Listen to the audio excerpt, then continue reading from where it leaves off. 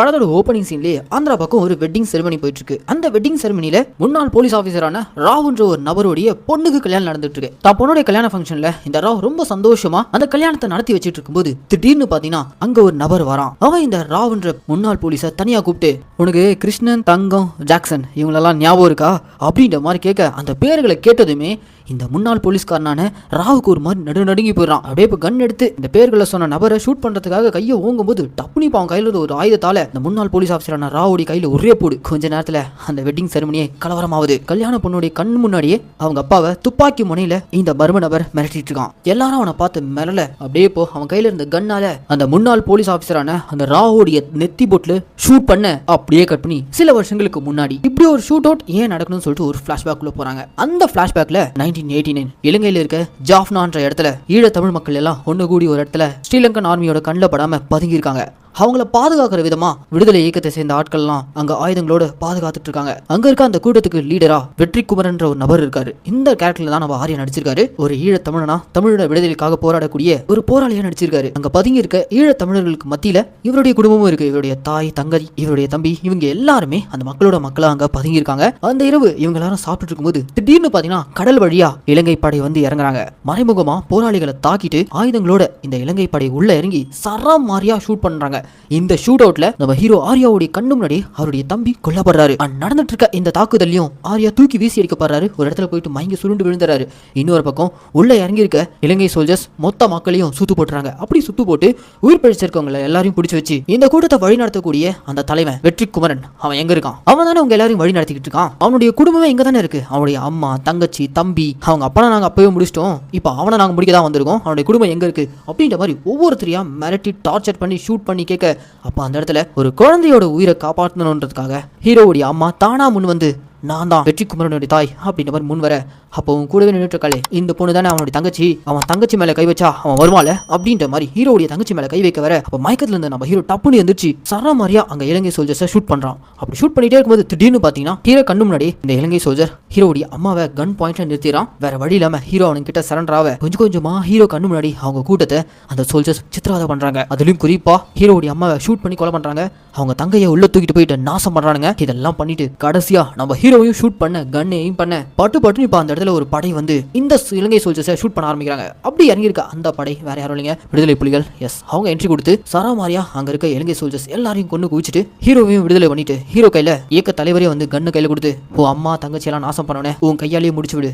ஆனா இவன் வெறும் நகைக்கன் தான். இவனை தாண்டி நம்ம வேரோடு அறுக்க வேண்டியது நிறைய பேர் இருக்காங்க. அந்த கொடுங்கோளர்களை அறுவடை பண்ணாதான் நமக்கு இங்க விடுதலை கிடைக்கும் அப்படின்ற மாதிரி அந்த இயக்க தலைவர் வந்து நம்ம ஹீரோ கையில கண்ணு கொடுக்க, தான் கண்ணு முன்னாடி தான் அம்மாவையும் தங்கச்சியும் நாசம் பண்ண அந்த சோல்ஜரை நம்ம ஹீரோ ஷூட் பண்றான். அதுக்கப்புறம் அந்த இயக்கத்தோட சேர்ந்து தமிழீழ விடுதலைக்காக இவன் போராட கிளம்பிறான். அப்படியே கப்பனா இந்த சாப்டர் முடிஞ்சு சில வருஷங்கள் கழிச்சு 1989ல கேரளால இருக்க திருவனந்தபுரத்துல அனந்தபுரின்ற ஒரு ஊரை காட்டுறாங்க. அது ஒரு குட்டி கிராமம். அந்த கிராமத்துல தங்கராஜ், முரளி, ஜாக்சன் 3 யங்ஸ்டர்ஸ் இருக்காங்க.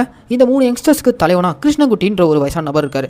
இந்த கேரக்டர்ல நம்ம கருப்பு படத்துல வந்து கலக்குனார்ல இந்திரன்ஸ், அவர் தான் வந்து கிருஷ்ணகுட்டின்ற கேரக்டர் நடிச்சிருக்காரு. இவர்கிட்ட கூலிப்படியா வேலை பாக்குறவங்க தான் இந்த தங்கம், ஜாக்சன் அண்ட் முரளி. இவங்க 4 பேரும் சேர்ந்து இப்போ ராத்திரியோட ராத்திரியா ஒரு வண்டியை மடக்குறாங்க. அந்த வண்டிக்குள்ள ஃபுல் போதையில ஒரு யங்ஸ்டர் இருக்கான். அந்த யங்ஸ்டர் பார்க்க ஏதோ ஒரு பணக்கார வீட்டு பையன் மாதிரி இருக்கான். போதையில அந்த 4 பேர்கிட்ட வந்து மிரட்டுறான், டேய் நான் யாரு, என் அப்பா யாருன்னு தெரியல, எங்களை எதுக்கு பிடிச்சு வச்சிருக்கீங்க அப்படின்ற மாதிரி அந்த யங்ஸ்டர் மிரட்ட. ஆனால் அந்த கூலி படை கொண்ட அந்த 4 பேரும் அவன் பேசுறதை எதுவும் கேட்காம அவன் முகத்துல துணியை சுத்தி அவன் வந்து அந்த காருக்குள்ள போட்டு அவனை லாக் பண்ணி அந்த காருக்குள்ள இருந்து பெட்ரோல் எடுத்து மொத்தமா கார் மேல ஊத்தி உறுதியாம கொளுத்து விட்டு அந்த யங்ஸ்டரை காலி பண்றாங்க. அப்படி காலி பண்ணி முடிச்சதுமே இந்த 4 பேருக்குள்ளயும் பேசிக்கிறாங்க, இதோட இந்த மாதிரி செயல்கள்லாம் நம்ம பண்ணக்கூடாது, நம்ம மேல இந்த கேஸ் எல்லாத்தையுமே இதோட அவன் முடிச்சு விட்டுறதா அந்த போலீஸ்காரன் சொல்லியிருக்கான். சிஎம்காக செய்யக்கூடிய கொலையில இதுதான் கடைசியா இருக்கணும் அப்படின்ற மாதிரிலாம் கிருஷ்ணகுட்டி அவங்க ஆளுங்கிட்ட சொல்லிட்டு அங்கிருந்து கூட்டிட்டு போறான். கட் பண்ணா இந்த தங்கம், ஜாக்சன் அண்ட் முரளி இவங்களுக்கெல்லாம் காட் ஃபாதரா இருக்கக்கூடிய கிருஷ்ணகுட்டி இவங்களுடைய லைஃப் தான் காட்டுறாங்க. இவங்க 4 பேருமே ஒரு மியூசிக் பேண்டை வச்சு அந்த கிராமத்துல வாழ்ந்துட்டு இருக்காங்க. இவங்க கேங்ல முரளின்ற பையன் ஒரு காலேஜ் பொண்ணை லவ் பண்ணிட்டு இருக்கான். அந்த கேரக்டர் நம்ம நிக்கிலா தான் நடிச்சிருக்காங்க. இன்னொரு பக்கம் தங்கம் இருக்கார்ல, அவருக்கு ஒரு ஃபேமிலி இருக்கு.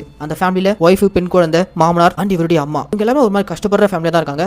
என்னதான் சிஎம்கே கூலிப்படியா வேலை பார்த்துருந்தாலும் இவங்களுக்கு பெருசா பணம் யாரும் கொடுக்கறது கிடையாது. அவங்க தூக்கி போடுற எலும்பு துண்டுக்காக வேலை பார்த்துட்டு இருக்காங்க. அதெல்லாம் இப்பதான் கொஞ்சம் கொஞ்சமா ரியலைஸ் பண்ணி இதுக்கப்புறம் அந்த மாதிரி எல்லாம் எந்த செயலையும் போகாம இந்த மியூசிக் பேண்டை நடத்தி எப்படியாச்சும் ஓரளவுக்கு முன்னுக்கு வரணும் அப்படின்ற மாதிரி கிருஷ்ணகுட்டி இந்த 3 பேரையும் வழி நடத்தி கூட்டு போயிட்டு இருக்காரு. இவங்க இருக்க அதே கிராமத்துல கீர்த்தின்னு ஒரு லேடி இருக்காங்க. இந்த லேடியை கிருஷ்ணகுட்டியோட கேங் ஒரு மாதிரி தங்கச்சி மாதிரி தான் பாக்குறாங்க. கீர்த்திக்கு ஒரு தம்பியும் இருக்கான். அந்த தம்பியை நல்லா படிக்க வைக்கணும், அவனை பெரிய ஆள் ஆக்கணும், அதுக்காக இவங்க உழைச்சிட்டு இருக்காங்க. ஆனா அந்த கீர்த்தின்ற லேடி பல இன்னல்களை சந்திச்சிட்டு இருக்காங்க. அது என்னன்னா, அதே ஊர்ல ராவுன்ற ஒரு போலீஸ்காரன், படத்தோட ஓப்பனிங் சீன்லயே பார்த்தோம்ல, அதே போலீஸ்காரன் தான். அவன் இந்த கிராமத்துல தான் டியூட்டி பார்த்துட்டு இருந்திருக்கான். சிஎம் என்னென்னலாம் சொல்றாரோ அது எல்லாமே இந்த ராவ் வந்து இந்த 4 பேர் வச்சுதான் எல்லா வேலையும் முடிச்சு விடுவான். இந்த ராவோட ஒய்ஃப் எப்பவோ இறந்து போயிட்டு இருப்பாங்க. சோ அதுக்காக இந்த கிராமத்துல கீர்த்தின்ற அந்த பொண்ணு இருக்காங்களே, அவங்கள தான் இவன் மிஸ்யூஸ் பண்ணி வச்சுக்கிட்டு இருக்கான். அது போக ஒரு மாதிரி மிருகத்தனமா அவங்கள போட்டு அடிக்கிறது, டார்ச்சர் பண்றது, ஒரு மாதிரி சாடிஸ்டா அவங்கள போட்டு சிகரெட்டால சூடு வைக்கிறது, இந்த மாதிரி வேலைகள் எல்லாம் பண்ணிட்டு இருக்கான். அவன் இந்த அளவுக்கு கொடூரமா நடந்துட்டு இருக்கான்ற விஷயத்த கீர்த்தி நேரா வந்து கூலிப்படையில முக்கியமான ஆளா இருக்கக்கூடிய தங்கம் கிட்ட வந்து சொல்றாங்க. தங்கமும் அதை பார்த்து கொதிக்கிறாரு.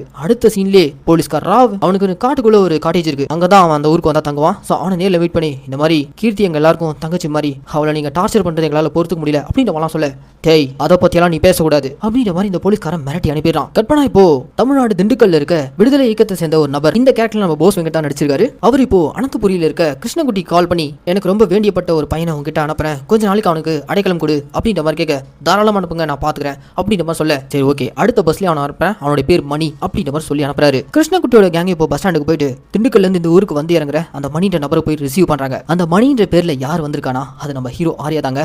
எஸ், கொஞ்ச நாள் நம்ம ஹீரோ இவங்க கிட்ட இவங்களுடைய அடைக்கலத்துல தலைமறைவா இருக்கிறதுக்காக இந்த அனந்தபுரி கிராமத்துக்கு வந்து இறங்குறாரு. இந்த கூலிப்படை கேங்கும், திண்டுக்கல்ல இருக்க போஸ் எங்களுக்கு எவ்வளவு பண்ணிருக்காரு, அவருக்காக நாங்க எதை வேணா பண்ணுவோம், நீங்க எங்க ஊர்ல எங்களுடைய இடத்துல சேஃபா எவ்வளவு நாள் வேணா இருக்கலாம் அப்படின்ற மாதிரி நம்ம ஹீரோ கூட்டிட்டு போயிட்டு கீர்த்தியோட வீட்டுல தான் அடைக்கலம் வைக்கிறாங்க. நம்ம ஹீரோவும் அந்த கூலிப்படை ஆட்கள் ஃபேமிலி அவங்களுக்குள்ள ஒரு மிங்கிளாகி ஒரு ஃபேமிலி மெம்பராவே ஆகிடுறான். இதெல்லாம் ஒரு பக்கம் நடந்துட்டு இருக்கும் போதுதான் இந்த பக்கம் அப்பப்போ தன்னுடைய அரசியல் ஆதாயத்துக்காக கொலைகள் பண்ண சொல்லக்கூடிய இந்த முதலமைச்சர் இருக்காங்க KR மேனன், இவர் தாங்க இந்த படத்துடைய மெயின் வில்லன்.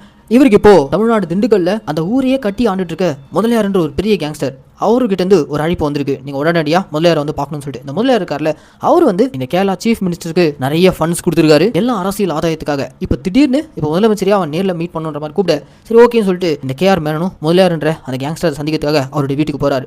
அவருடைய வீட்டுக்கு போனதும் அவர் வீட்டில் மாலை மரியாதையோட முதலமைச்சரை வரவேற்றாலும், உங்ககிட்ட சில முக்கியமான விஷயம் பேச வேண்டியது இருக்கு, வாங்க பக்கத்தில் என்னோட தேட்டர் இருக்கு அங்க போலாம் அப்படின்ற மாதிரி அந்த முதலியார் சிஎம் கூட்டிட்டு தேட்டர் கூட்டு போறாரு. அப்படி தேட்டர் கூட்டு போனதும், இந்த தேட்டரை என் பையன் ஆசையா கட்டினது, ஆனா அவன் போய் உயிரோடு இல்லை அப்படின்ற மாதிரி அவங்க பையனுடைய போட்டோவை காட்டுறாரு. அந்த பையன் வேற யாரும் இல்லைங்க, படத்துடைய ஆரம்பத்திலே ஒரு பணக்கார வீட்டு பையன் ஃபுல் போதையில கார்ல வந்திருப்பான். அவனை இந்த கூலிப்படைங்க வழி மறைச்சி கொளுத்தி விட்டு கொண்டிருப்பாங்கல்ல, அது இந்த முதலியாரோட பையன் தான். இப்போ இந்த முதலியார் தேட்டருக்குள்ள வச்சு, என் பையனை இந்த மாதிரி உரு தெரியாம அழிச்சது நீ தான் எனக்கு நல்லாவே தெரியும் அப்படின்ற மாதிரி முதலமைச்சரை பார்த்து சொல்ல, முதலமைச்சர் ஒரு மாதிரி ஷாக் ஆகிறாரு. எது, நான் உன் பையனை கொண்டா, இதுக்கு என்ன ஆதாரம் இருக்கு அப்படின்ற மாதிரி கேட்க, ஆதாரம் தானே தேட்டருக்குள்ளே இருக்கு அப்படின்ற மாதிரி தேட்டருக்குள்ள ஒரு ஆக்ட்ரஸ் கூப்பிடுறாங்க. இந்த கேரக்டர்ல ரெஜினா தான் நடிச்சிருக்காங்க. இந்த ரெஜினாக்காக தான் இந்த சிஎம் கேங்ஸ்டர் முதலியாரோடைய பையனை கொண்டு இருக்காரு. ஆக்சுவலா முதலியாரோடைய பையன் ஆக்ட்ரஸ் ரெஜினாவை கல்யாணம் பண்ணிக்கலாம்னு சொல்லிட்டு பிளான் இருந்திருக்கான்.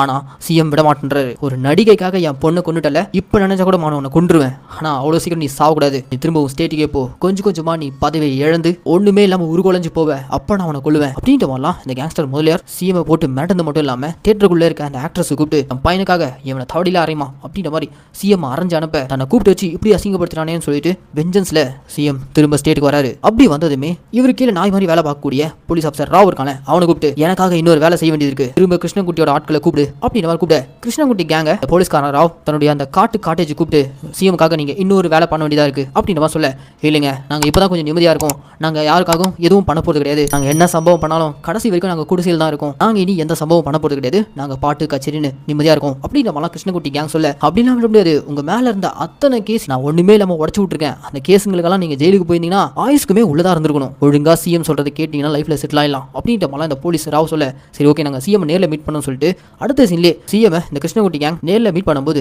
சிஎம் இவங்க கண்ணு முன்னாடி கிட்டத்தட்ட 17 லட்சம் ரூபா கேஷ் பணத்தை முன்னாடி வச்சுட்டு, எனக்காக கடைசியா ஒரே ஒரு சம்பவம் பண்ணுங்க, அதுக்கப்புறம் நீங்க லைஃப்ல செட்டில் ஆயிடலாம் அப்படின்ற மாதிரி காசை காமிச்சு இவங்களை டெம்ப்ட் பண்ண, சரி ஓகேன்னு சொல்லிட்டு இவங்களும் அந்த பணத்தை வாங்கிட்டு திண்டுக்கல்ல இருக்க அந்த கேங்ஸ்டர் முதலியார் அவரை போட ஒத்துக்கிறாங்க. கற்பனா இப்போ முதலியார நெருங்குறது அவ்வளவு ஈஸி கிடையாது, அவன் ஒரு மிகப்பெரிய கேங்ஸ்டர், அவனை எப்படி போறதுன்னு சொல்லிட்டு ஆல்ரெடி அங்க தங்கி இருக்க இயக்கத்தை சேர்ந்த போஸ் இருக்கார்ல, அவருக்கு கால் பண்ணி இந்த மாதிரி உங்க ஊர்ல இருக்க அந்த முதலியார போடணும், எப்போ வந்தா சரியா இருக்கும் அப்படின்ற மாதிரி கேட்க, இதுக்காக தான் நாங்க காத்துக்கிட்டு இருக்கோன்ற மாதிரி போஸ் வெங்கட் உடனே, சரி அதை நான் பாத்துக்கிறேன், நம்ம பையன் மணி அங்க இருக்காங்க அவனை கூப்பிடுங்க, அவங்ககிட்ட கொஞ்சம் பேச வேண்டியது இருக்கு அப்படின்ற மாதிரி போஸ் வெங்கட் மணியை கூப்பிட்டு, நம்ம தமிழின துரோகி அந்த முதலியார், அவனை நாங்களே கதை முடிக்கணும்னு நினைச்சோம், ஆனா இப்போ கிருஷ்ணகுட்டி கேங் அவனை முடிக்க பாக்குறாங்க, கிட்டத்தட்ட நம்ம இயக்கத்தை சேர்ந்த 50க்கும் மேற்பட்ட போராளிகளை அந்த முதலியார் தான் பிடிச்சி கொடுத்துருக்கான், நம்ம ஆட்கள் போலீஸ் கிட்ட சித்திரவதைப்பட்டு இறந்திருக்காங்க, அதுக்காக பதிலடி கொடுக்கிற விதமா கிருஷ்ணகுட்டி கேங் கூட சேர்ந்து நீயும் திண்டுக்கலுக்கு வா, உன் கையால தான் அந்த முதலியார் போய் சேரணும் அப்படின்ற மாதிரி ஆர்டர் கொடுக்க, சரி ஓகேன்னு சொல்லிட்டு மணியும் இந்த கிருஷ்ணகுட்டி கேங் கூட சேர்ந்துட்டு அன்னைக்கு ராத்திரியே திண்டுக்கல்லே கட்டி ஆண்டுகிட்டு இருக்க மொழியாரை போடுறதுக்காக அவங்க இடத்துக்கு வராங்க. அன்னைக்குன்னு பார்த்தா அவங்க ஊரில் திருவிழா. இந்த திருவிழாவை பயன்படுத்திக்கிட்டு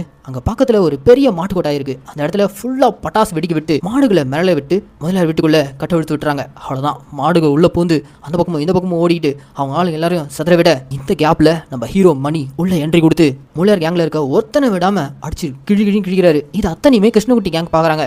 இவன் நாள் அமைதியா எதுவுமே தெரியாம அப்பாவி மாதிரி வந்து அடைக்கலம் கேட்டு நின்று தானே இவனா இப்படி ஆக்ரோஷமா ஃபைட் பண்றான், இவன் யாரா இருக்கும் அப்படிங்கிற மாதிரி ஆச்சரியமா பார்க்க நம்ம ஹீரோ அந்த மொழியார் வீட்டுக்குள்ள இறங்கி ஒருத்தனை விடாம அடிச்சு போட்டு தாக்கிட்டு கடைசியா இவங்களுக்கு துரோகம் பண்ண மொழியாரை பிடிச்சி ஒரு தமிழனா இருந்து துரோகம் பண்ணிக்கிறியாடா, தமிழன துரோகிலாம் இந்த மண்ணில் உயிரிடவே இருக்கக்கூடாது அப்படின்ற மாதிரி ஒரு பெரிய அருவாள் எடுத்து கிருஷ்ணகுட்டி கேங்குடைய கண்ணு முன்னாடியே மொழியாரை ஒரே போடு.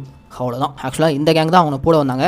ஆனால் இவங்க கேங் கூட உதவி பண்ணுற மாதிரி வந்த நம்ம ஹீரோ அந்த முதலியாரை போட்டு அந்த ரத்தக்கரையோடு அங்கே கிளம்ப இங்கே போகிறாங்க இன்டர்வல். இதுக்கப்புறம் தாங்க இந்த படத்தில் நம்ம கொஞ்சம் கூட எதிர்பார்க்காத லெவலில் பல திருப்பங்கள் கொட்டி கிடக்கு. ஸோ இந்த வீடியோ ஸ்கிப் பண்ணாமல் முழுசாக பாருங்க. இப்போ இன்ட்ரோலுக்கு அப்புறம் கிருஷ்ணகுட்டி கேங்க்கு நம்ம ஹீரோ யாரு, எப்பேற்பட்ட இயக்கத்தை சேர்ந்தவன், எங்களுடைய இலக்கு என்ன, இது எல்லாமே அந்த கேங்க்கு தெரிய வருது. அதே சமயம் கேங்ஸ்டர் முதல்ல போட்டது மூலியமா சிஎம் கையில இருந்து கிட்டத்தட்ட 17 லட்ச ரூபாய் எங்களுக்கு கிடைச்சிருக்குல்ல, அந்த பணத்தை வச்சு ஓரளவுக்கு இவங்க அந்த கிராமத்துல ரொம்ப சந்தோஷமா வாழ ஆரம்பிக்கிறாங்க. கிருஷ்ணகுட்டி கூடவே இருக்கக்கூடிய தங்கம், ஜாக்சன் அண்ட் முரளி இவங்க 3 பேருமே அவங்களுடைய ஃபேமிலிக்கு அவங்க ஆசைப்பட்டதெல்லாம் வாங்கி கொடுக்குறாங்க. அவ்வளவுதான், இதுக்கப்புறம் நம்ம எல்லாரும் சந்தோஷமா இருக்கலாம் அப்படின்ற மாதிரி எல்லாமே நல்லபடியா போயிட்டு இருக்கும்போது இந்த பக்கம் இந்த சிஎம் அவர் சொல்லி தானே திண்டுக்கல்லே பெரிய கையான முதலியாரை போட்டு தந்தாங்க. அவர் கட்சியிலேயே எதிரியா ஒருத்தர் இருக்கான். அவன் வந்து சிஎம் மிரட்ட ஆரம்பிக்கிறான். நீங்க சொல்லி தானே உங்க ஆளுங்க முதலியாரை முடிச்சு விட்டாங்க, அதுக்கான ஆதாரங்கள்லாம் என் கையில இருக்கு. முதலியாரை முடிச்சு விட நீங்க யூஸ் பண்ண ஆட்கள் அவங்க மட்டும் போலீஸ் கிட்ட மாட்டினாங்க, உங்களுக்கும் தண்டனை தான். இந்த கேஸ் வேற சிபிஐக்கு மாறி போச்சு. ஸோ வேற வழியில நீங்களும் சிக்க தான் போறீங்க, உங்க ஆட்டம் இதோட முடிஞ்சு போச்சு அப்படின்ற மாதிரிலாம் அந்த அரசியல் எதிரி சிஎம் பயங்கரமா பயமுறுத்த அடுத்த சீன்லேயே இந்த சிஎம் போலீஸ் ஆஃபீஸர் ராவை கூப்பிட்டு பிரச்சனை முடிஞ்சிச்சுன்னு பார்த்தா இந்த முதலியார் கொலை கேஸ் சிபிஐ கைக்கு மாறிடுச்சு. என்னுடைய அரசியல் எதிரிகள் நிறைய பேர் இருக்காங்க, கண்டிப்பா இதை விட மாட்டாங்க, நோண்ட ஆரம்பிப்பாங்க. இதுல கிருஷ்ணகுட்டி கேங் மாட்டினாங்களாம், நானும் கண்டிப்பா மாட்டுவேன். அதனால இன்னொரு சம்பவம் பண்ண வேண்டியது இருக்கு அப்படின்ற மாதிரி சொல்ல ஒன்றும் பிரச்சனை இல்லை தலைவரே, கிருஷ்ணகுட்டி கேங்கை கூப்பிட்டு உங்களுக்கு யார் அச்சுறுத்தலா இருக்காங்களோ அவங்களை முடிச்சு விட்டுலாம் அப்படின்ற மாதிரி போலீஸ்காரன் ராவ் ஐடியா கொடுக்க, இல்ல இதுக்கு மேலேயும் அவங்கள வச்சு யாரையும் போட தேவையில்லை, அவங்களையே உரு தெரியாம போட்டுலாம், அதுக்கப்புறம் நம்மள யாரும் நெருங்க மாட்டாங்க அப்படின்ற மாதிரி முதலமைச்சர் சொல்ல இதை கேட்டதுமே போலீஸ் ஆஃபீஸர் ராவே ஒரு நிமிஷம் ஆடி போயிறாரு. ஏன்னா ஆரம்பத்துல இருந்து இவருடைய அரசியலுக்காக எத்தனையோ கொலைகள் கிருஷ்ணகுட்டி கேங் பண்ணியிருக்காங்க. ஆனால் இன்னைக்கு இவரை காப்பாற்றிக்கிறதுக்காக அந்த கேங்கையும் மொத்தமாக முடிச்சு கூட பார்க்குறாரு. அதுவும் இவர் தான் பண்ணாருன்னு சந்தேகமாக வராதபடி பண்ணணும் அப்படின்ற மாதிரி ஒரு பிளானை போடுறாங்க. இதெல்லாம் ஒரு பக்கம் நடந்துட்டு இருக்கும்போதே இன்னொரு பக்கம் கிருஷ்ணகுட்டி கேங்கில் இருக்கக்கூடிய நம்ம ஹீரோ போராளி இருக்கான அவன் கீர்த்தி அந்த லேடியோட வீட்டில் தான் தங்கியிருக்கான். ராத்திரியானா கீர்த்தி ஒரு மாதிரி அழுதுட்டே வராங்க. ஏன்னா அந்த அளவுக்கு அந்த போலீஸ்காரன் ராவ் அவங்கள போட்டு டார்ச்சர் பண்ணுறான். அன்னைக்கு இரவும் அழுதுட்டே வந்து கதவை சாத்திக்கிறாங்க. கீர்த்தியோட தம்பி வந்து கதவை தட்டி பார்க்குறான். நேராக இப்போ நம்ம ஹீரோ கிட்ட வந்து அக்கா கதவை சாத்திட்டு திறக்கவே மாட்டாங்க, ப்ளீஸ் என்னன்னு வந்து கேளுங்க அப்படின்ற மாதிரி கூப்பிட உடனே நம்ம ஹீரோ போய் கதவை தட்டி கேட்குறான். அதுக்கப்புறம் தான் உள்ள இருந்து கீர்த்தி கதவை திறந்து எதுக்கு போய் என்ன டார்ச்சர் பண்ணுறீங்க அப்படின்ற மாதிரி கேட்க, இல்லைம்மா நீ அழுதுட்டே வந்து கதவை சாத்திட்ட, உன் தம்பி வேற அழுதுட்டு இருக்கான், உனக்கு என்ன தான் பிரச்சனை என்கிட்ட சொல்லு, நான் சரி பண்ணுறேன் அப்படின்ற மாதிரி ஹீரோ கேட்க, அப்போ டப்புன்னு அந்த லேடி அவங்களுடைய கழுத்து பகுதியை காட்டுறாங்க. அந்த இடம் முழுக்க யாரோ சிகரெட்டால சூடு வச்ச மாதிரி இருக்கு. இந்த சூடு வைக்கிற வேலைலாம் இந்த கொடூரமான போலீஸ் ஆஃபீஸர் ராவ் தான் பண்ணியிருக்கான். ஸோ அவன் தினம் கூட்டு போயிட்டு டார்ச்சர் பண்ணி அனுப்புறதே வேலையாக வச்சுட்டு இருக்கான். என்கிட்ட சொல்லிட்டல நான் பாத்துக்கிறேன்ற மாதிரி நம்ம ஹீரோ ஒரு பார்வை பார்க்க கட் பண்ணா. அடுத்த நாளும் இந்த போலீஸ்காரன் ராவ் அவனுடைய அந்த காட்டுப்பகுதி காட்டேஜில் வச்சு கீர்த்தியை கட்டி போட்டு டார்ச்சர் பண்ணிட்டு இருக்க. அப்ப நம்ம ஹீரோ சும்மா மாசா முகத்துல துணியை கட்டி என்ட்ரி கொடுத்து எவ்வளவு நாள் இந்த போலீஸ்காரன் எப்படிலாம் இந்த பொண்ணை போட்டு டார்ச்சர் பண்ணானோ அந்த மாதிரிலாம் நம்ம ஹீரோ அவனுக்கு அந்த வழியை கொடுக்குற விதமா போட்டு அடின்னு அடிச்சு உடம்புல தீக்காயத்தையும் ஏற்படுத்திட்டு கடைசியா கீர்த்தி அங்கிருந்து காப்பாத்தி கூட்டு வந்துடும். கட் பண்ணா இந்த பக்கம் சிஎம் கிருஷ்ணகுட்டி கேங்கை முடிக்கணும். அதுக்காக அவன் போட்டிருக்க பிளான் என்ன, இந்த மாதிரி இந்த கேங் அவங்க கிராமத்துல ஒரு தமிழீழ போராளிக்கு அடைக்கலம் கொடுத்திருக்காங்க. இந்த இயக்கத்தை சேர்ந்த ஆட்களால தான் நம்ம நாட்டு தலைவர்களுக்கு அச்சுறுத்தல், ஒரு பக்கம் கொலையே நடந்திருக்கு. சோ அந்த கொலைக்கும் இந்த கிராமத்துல பதுங்கி இருக்க அந்த தமிழனுக்கும் ஏதோ ஒரு தொடர்பு இருக்கு அப்படின்ற மாதிரிலாம் கதை கட்டி விட்டு ஒரு பெரிய போலீஸ் போர்ஸையே அந்த அனந்தபுரி கிராமத்துக்குள்ள இறக்கி விடுறான். இப்படி ஒரு போர்ஸ் உள்ள வராங்கன்னு முன்கூட்டியே தெரிஞ்சுக்கிட்டு நம்ம கிருஷ்ணகுட்டி கேங் நம்ம ஹீரோ சேஃப் கார்டு பண்ணுன்றதுக்காக அந்த கிராமத்திலே இருக்கக்கூடிய ஒரு கோயிலுக்குள்ள ஒரு சீக்ரெட் ரூம்குள்ள வச்சு லாக் பண்ணிக்கிறாங்க. நம்ம ஹீரோ அந்த கோயிலுக்குள்ள சேஃபா இருக்காரு. இன்னொரு பக்கம் கிருஷ்ணகுட்டி கேங்கும் அந்த ஊரை விட்டு வெளியே பதுங்கிறாங்க. ஆனா ஊருக்குள்ள இறங்கின அந்த போலீஸ்காரங்க இருக்காங்களே வன்முறையை கட்டவிழ்த்து விடுறாங்க. எஸ், அவனுக்குள்ளே கலவரத்தை உருவாக்கி அந்த கிராம மக்களை விரட்டி அடிக்க ஆரம்பிக்கிறாங்க. இதுல குறிப்பா இந்த கிருஷ்ணகுட்டி கேங்ல தங்கன்ற ஒரு நபர் இருக்காரு. அவருடைய அம்மாவை ஒரு போலீஸ்காரன் எட்டி உதச்சி கொண்டு போட்டு போயிடறான். இதனால பாவம் அம்மாவை இழந்த தங்கம் அவருடைய ஃப்ரெண்ட்ஸ் இவங்க எல்லாரும் சேர்ந்து இதுக்கு மேலேயும் அந்த போலீஸ்காரங்களை விடக்கூடாதுன்னு சொல்லிட்டு இவங்க அம்மாவை கொலை பண்ண அந்த போலீஸ்காரனோட வீட்டுக்குள்ள இறங்கிறாங்க. அப்படி அந்த போலீஸ்காரனோட வீட்டில் இறங்கி எல்லாரையும் கத்தி வச்சு மிரட்டி கடைசியா கிருஷ்ணகுட்டி அந்த போலீஸ்காரனை பார்த்து இதெல்லாம் யார் சொல்லி இந்த வேலையை பண்ணீங்க அப்படின்ற மாதிரி கேட்க, கடைசியா அந்த போலீஸ்காரன் சிஎம் உடைய பிளான் எல்லாத்தையுமே கிருஷ்ணகுட்டி கேங் கிட்ட சொல்லிடுறாங்க. எந்த சிஎம்காக நாய் மாதிரி நீங்க எல்லாரும் பல கொலைகள் பண்ணீங்களோ அந்த சிஎம் உங்களை போட்டு தள்ளுறதுக்காக தான் இப்படி ஒரு பிளானையே போட்டிருக்காரு. இனி உங்களால அவர்கிட்ட தப்பிக்க முடியாது அப்படின்ற மாதிரிலாம் அந்த போலீஸ்காரன் தெனாவட்டா பேச இதெல்லாம் கேட்டுட்டு கோவத்தில் இவங்க கேங்ல ஜாக்சன் ஒரு நபர் இருக்கான். அவனா பண்றான், கத்தி எடுத்துட்டு போயிட்டு இந்த போலீஸ்காரனோட கையை ஒரே போடு. ரோட்ல அனாத மாதிரி இருந்த என்ன தங்கமுடி அம்மா தான் என்ன தூக்கி வளர்த்தாங்க. வயசான அம்மான்னு கூட பார்க்காம அவங்களை எட்டி வச்சு கொண்டுட்டியாடா, அவங்களை கொண்டு என்ன மறுபடியும் அனாதையாக்கிட்டாடா அப்படின்ற மாதிரி வெறியில ஜாக்சன் போலீஸோட கையை போல இதுக்கு மேல நம்ம இருக்க வேணாம் போயிடலாம் அப்படின்ற மாதிரி கிருஷ்ணகுட்டி அவர் கேங்க கூட்டிட்டு அங்க வந்து வந்துறாரு. அப்படியே கட்டினா இந்த பக்கம் போலீஸ்காரன் ராவு கிட்ட பல நாளா கொடுமைகள் அனுபவிச்சுட்டு இருந்த கீர்த்தி இருக்காங்களே, அவங்க கிட்ட வந்து அந்த போலீஸ்காரன் மிரட்டுறான். அன்னைக்கு உன்னை காப்பாத்துறதுக்காக ஒருத்தன் முகத்துல துணியை கட்டிட்டு வந்து என்னை போட்டு அடி அடிச்சுட்டு போனான். அவன் யாருன்னு எனக்கு நீ காட்டி கொடுக்குற அப்படின்ற மாதிரி சொல்ல, என் உயிரே போனாலும் நான் அவரை காட்டி கொடுக்க மாட்டேன் அப்படின்ற மாதிரி கீர்த்தி சொல்ல, உன் உயிர் போனா நீ காட்டி கொடுக்க மாட்டேன்னு எனக்கு நல்லா தெரியும், ஆனா உன் தம்பி உயிர் போனா கண்டிப்பா காட்டி கொடுப்பல, உன் தம்பி உயிரை காப்பாத்தினா அவனை நீ காட்டி கொடுக்கணும் அப்படின்ற மாதிரி மிரட்டிட்டு போக, அடுத்த சீன்லேயே கீர்த்திக்கு என்ன பண்ணுறதுன்னு தெரியாமல் அன்னைக்கு ராத்திரி நம்ம ஹீரோக்கு சாப்பாடு கொடுக்குற மாதிரி வந்து, நான் போகிறேன், என் தம்பியை உங்களை மாதிரி ஒரு வீரனா மாற்றிடுங்க, இதுக்கப்புறம் என்னோட தம்பி உங்கள் பொறுப்பு தான் அப்படின்ற மாதிரி இவங்களுடைய தம்பியை நம்ம ஹீரோ பொறுப்பில் விட்டுட்டு அவங்க அடுத்த நாளே இந்த ஊருக்கு நடுவில் இருக்க மரத்தில் தூக்கு மாட்டி இறந்துறாங்க. அவங்க தூக்கு மாட்டி இறந்ததுக்கப்புறம் இதை பார்த்துக்கிட்டு இருக்க நம்ம கிருஷ்ணகுட்டியோட கேங் இதுக்கு மேலே அவங்களை சும்மா விடக்கூடாதுன்னு சொல்லிட்டு இந்த சிஎம் ஏதாவது பண்ணணும்னு சொல்லிட்டு பிளான் பண்ணுறாங்க. அப்போ தான் நம்ம ஹீரோ ஒரு ஐடியா கொடுக்குறான். இந்த மாதிரி சிஎம் வீட்டில் ஒரு ஆசையாக வளர்த்துட்டு இருக்க ஒரு பேரா இருக்கான். அவன் ரெகுலராக ஒரு கராத்தே கிளாஸ்க்கு வருவான். அங்கே வச்சு அவனை தூக்கும்னு சொல்லிட்டு அடுத்த சீன்லேயே நம்ம ஹீரோ அந்த கராத்தே கிளாஸ் போயிட்டு எல்லாரும் அடிச்சு போட்டு சிஎம் பேரனை கிட்னாப் பண்ணி காட்டு கூட்டு வந்துறாங்க. சிஎம் பேரனை கடத்திட்டாங்கன்ற விஷயம் தெரிய வந்ததும் சிஎம் ஒரு மாதிரி அதிர்ச்சி வராரு. சரி ஓகே, அந்த கிருஷ்ணகுட்டி கேங்கை கூப்பிடுங்க, அவங்களுடைய டிமாண்ட்ஸ் தான் என்ன அப்படின்ற மாதிரி கேட்க, கிருஷ்ணகுட்டி கேங்கும் சிஎம் தனியாக ஒரு போட்டில் மீட் பண்ணி, எங்களுடைய டிமாண்ட்ஸ் ரொம்ப சிம்பிள், உனக்காக நாங்கள் பல விஷயங்கள் பண்ணோம், கடைசியில் நீ உன்னுடைய அரசியல்வாதி புத்தியை எங்ககிட்டயும் காமிக்க ஆரம்பிச்சிட்ட, இதுக்கு மேலே உன்னை நம்ப முடியாது, நீ கொடுத்த பணத்தெல்லாம் எடுத்துக்கோ, எனக்கு தேவையானதெல்லாம் ஒன்னே ஒன்று தான், என்னுடைய பசங்க தங்கம், முரளி, ஜாக்சன் இவங்க 3 பேரும் வெளியூர்ல போய் செட்டில் ஆகணும், அதுக்கான ஃபிளைட் டிக்கெட்ஸ் எல்லாத்தையும் நீ தான் ஏற்பாடு பண்ணி கொடுக்குற, அவங்க எல்லாரும் இந்த ஊரை விட்டு சேஃபாக போனதுக்கு அப்புறம் தான் உன் பேரை உன் கைக்கு வருவான் அப்படின்ற மாதிரி கிருஷ்ணகுட்டி சொல்ல, இவங்க எல்லாருக்கும் கேட்ட உனக்கு என்ன வேணும் அப்படின்ற மாதிரி சிஎம் கிருஷ்ணகுட்டியை பார்த்து கேட்க, எனக்கு எதுவும் வேணாம், எல்லாத்தையும் ஆண்டு அனுபவிச்சிட்டேன், இப்பவே எனக்கு 70 வயசு ஆயிடுச்சு, நான் அப்படியே இங்கேயே என்னுடைய இசையோட வாழ்ந்துட்டு போயிடுவேன் அப்படின்ற மாதிரிலாம் சொல்ல, அடுத்த சீன்லேயே சிஎம் தன்னுடைய பேரனை காப்பாற்றுற விதமா அவர் கேட்ட எல்லாத்தையுமே நிறைவேற்றாரு. கிருஷ்ணகுட்டியை அவருடைய ஃபேமிலியா நினைச்சிட்டு இருந்த தங்கம், ஜாக்சன் இவங்க எல்லாரையும் அவங்க குடும்பத்தோட வெளிநாட்டு அனுப்புறதுக்காக ஏர்போர்ட் வந்து வழி அனுப்பி வைக்கிறாரு. அதே மாதிரி முரளி காலேஜ்ல நிக்கிலான்ற ஒரு பொண்ணை லவ் பண்ணிட்டு இருந்தார்ல, அந்த பொண்ணோட ஊரை விட்டு போறதுக்காக ட்ரெயின் ஏறிருக்காரு. இப்படி இவங்க எல்லாருமே சேஃபா வழி அனுப்பி விட்டுட்டு கிருஷ்ணகுட்டி காட்டுக்குள்ள இவங்க கடத்தி வச்சிருக்கக்கூடிய சிஎம் உடைய பேரனை போலீஸ் கிட்ட ஒப்படைக்கிறாரு. போலீஸ் கிட்ட ஒப்படைச்சதுமே அங்க வந்த இந்த கொடூரமான போலீஸ்காரன் ராவ் இருக்கான்ல, அவன் கிருஷ்ணகுட்டி கன் பாயிண்ட் பண்ண, எனக்கு தெரியுடா நீ இந்த வேலை தான் பண்ணுவேன்ட்டு, ஆனா என்னுடைய பசங்களாம் சேஃபா இங்கிருந்து பறந்துட்டாங்கல்ல, அது போது எனக்கு அப்படின்ற மாதிரிலாம் சொல்ல, இந்த இடத்துல அந்த போலீஸ்காரர் ராவ் இவர் ஷாக்கா வர மாதிரி ஒரு விஷயத்த சொல்றாரு. எது, உன் பசங்களாம் உயிரோடு இங்க தப்பிச்சாங்கன்னு நினைக்கிறியா, அவங்க கதெல்லாம் எப்போ முடிஞ்சிருச்சு அப்படின்ற மாதிரி ஒரு ஃபிளாஷ்பேக். கிருஷ்ணகுட்டி சேஃபா இவருடைய கேங்கை ஏர்போர்ட்ல விட்டு வந்தார்ல, ஆனால் ஏர்போர்ட்டில் போலீஸ்காரங்க போயிட்டு உங்கள் பேப்பர்ஸில் கொஞ்சம் ப்ராப்ளம் இருக்குது, உங்களுடைய ஃபேமிலி வேணா போட்டோம், ஆனால் நீங்கள் 2 பேரும் இங்கே தான் இருக்கணும் அப்படின்ற மாதிரி ஜாக்சன் அண்டு தங்கம் அவங்க 2 பேரும் பிடிச்சி வச்சுக்கிறாங்க. அதே மாதிரி ரயில்வே ஸ்டேஷனில் தன் காதலியோடு போயிட்டு இருந்த முரளியை ஸ்டேஷன் வச்சு ஒரு கேங் சர மாதிரியா வெட்ட ஆரம்பிச்சாங்க. ஏர்போர்ட்லேயே பிடிச்ச தங்கம் அண்ட் ஜாக்சன் அவங்க 2 பேரையும் போலீஸ்காரன் கேங் காருக்குள்ளே வச்சு கொளுத்தி விட்டுறாங்க. இப்படி கிருஷ்ணகுட்டி கேங்ல இருந்த 3 பேருமே இந்த போலீஸ்காரன் கதையை முடிச்சிட்டான். இதுக்கெல்லாம் மாஸ்டர் மைண்டே அந்த சிஎம் தான். யார் நல்லா இருக்கணும் இதெல்லாம் பண்ணியோ அவங்க எல்லாரோட கதையும் எப்பவும் முடிஞ்சு போச்சு, இப்போவும் கதையும் முடிய போகுது அப்படின்ற மாதிரி சிரிச்சுக்கிட்டே இந்த போலீஸ்காரன் ராவ் கிருஷ்ணகுட்டியும் எய்ம் பண்ணி ஷூட் பண்ண, இது அத்தனையுமே காட்டுக்குள்ளேருந்து பதுங்கி இருக்க நம்ம ஹீரோ பார்த்துட்டு இருக்காரு. அவரால் பொறுத்துக்க முடியல, எப்படியாச்சும் அவரை காப்பாற்றணும்னு சொல்லிட்டு துடிக்கிறாரு. ஆனால் அவருடைய இயக்க தலைவரான போஸ் வெங்கட் வந்து ஹீரோவை தடுத்து அங்கிருந்து கூட்டு வந்துறாரு. ஹீரோ கண்ணு முன்னாடியே தன்னுடைய 2வது குடும்பமா பார்த்த கிருஷ்ணகுட்டியை கொன்னது இவரால் சுத்தமா ஏத்துக்க முடியல. அவருக்காகவாச்சு எப்படியாச்சும் பழி தீத்தே ஆகணும்னு சொல்லிட்டு நம்ம ஹீரோ போஸ் வெங்கட் கிட்ட அந்த ஊரை விட்டு போயிட்டு இருக்கும்போதே சொல்றாரு. அதுக்கு போஸ் வெங்கட், நம்ம அடைய வேண்டிய இலக்கு ரொம்ப பெருசு, எல்லாருடைய பிரச்சனையை நீ தலையில ஏத்திக்காத அப்படின்ற மாதிரிலாம் சொல்ல, அதுக்கு நம்ம ஹீரோ, நம்ம ஊர்ல நம்ம விடுதலைக்காக நம்ம போராடுறோம்ல, அங்க நம்ம என்ன சுயநலமா நமக்காக மட்டுமா போராடுறோம், பொது நலமா எல்லாருக்காக தானே போராடுறோம், இப்போ நான் இவங்களுக்காக வழி வாங்காம போயிட்டா அது காலத்துக்கு என்ன உறுத்திக்கிட்டே இருக்கும் அப்படின்ற நம்ம ஹீரோ சொல்ல, உடனே வண்டியை திருப்பி இது எல்லாத்துக்கும் காரணமா இருந்த அந்த சிஎம் போறதுக்காக கிளம்பி போறாங்க. சிஎம் இப்போ ராஜஸ்தான்ல நடக்கிற ஒரு ஃபங்க்ஷனுக்கு போயிருக்காரு. பாலைவன ரோட்ல போயிட்டு இருக்கும் போதே குறுக்க நம்ம ஹீரோ அவருடைய டீம் களத்துல இறங்கி பயங்கரமா அட்டாக் பண்ணி கடைசியா எல்லாத்துக்கும் காரணமா இருந்த சிஎம் நம்ம ஹீரோவே ஷூட் பண்றாரு. அங்க பாதுகாப்பு நின்றுட்டு இருந்த ராவ் இருக்கால, அவன் காலில் மட்டும் ஷூட் பண்ணி அவனை தப்பிக்க வச்சிருக்காரு. இப்படி மெயின் வில்லனான சிஎம் உடைய கதையை முடிச்சதுக்கு அப்புறம் கடைசியா நம்ம ஹீரோ கீர்த்தியோட தம்பியை கூட்டிட்டு போட்ல போயிட்டு இருக்காரு. அவங்க அக்கா ஆசைப்பட்டபடி அந்த தம்பியை நம்ம ஹீரோ தான் ஒரு மாவீரனா வளர்க்க போறான். அப்படியே கட் பண்ணா பல வருஷம் கழிச்சு ஆரம்பத்துல பார்த்தா அந்த போலீஸ்காரன் ராவ் அவன் பொண்ணுடைய வெட்டிங் செரமனில சந்தோஷமா இருந்தான். அப்போ ஒரு பையன் கையில கண்ணோட வந்து சில பேர்களை சொல்லி ஞாபகம் இருக்கான்னு கேட்டால, அந்த பையன் வேற யாரும் இல்லைங்க, கீர்த்தியோட தம்பி. நம்ம ஹீரோ அந்த போலீஸ்காரனை வெறும் காலில் மட்டும் ஷூட் பண்ணி அனுப்புறது காரணமே உன் கையில தான் அவன் சாவணும், அவன் தான் உன்னுடைய இலக்குன்ற மாதிரி சின்ன வயசுலேருந்து சொல்லி வளர்த்துருப்பாரு.